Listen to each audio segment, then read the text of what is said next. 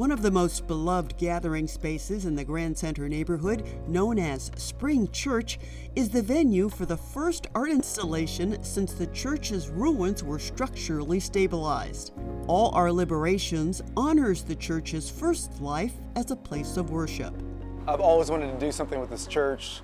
Opportunity popped up with Pulitzer, and then Joshua and I kind of just developed a program of what would be best in this site and working with St. Louis community members to do something in the site.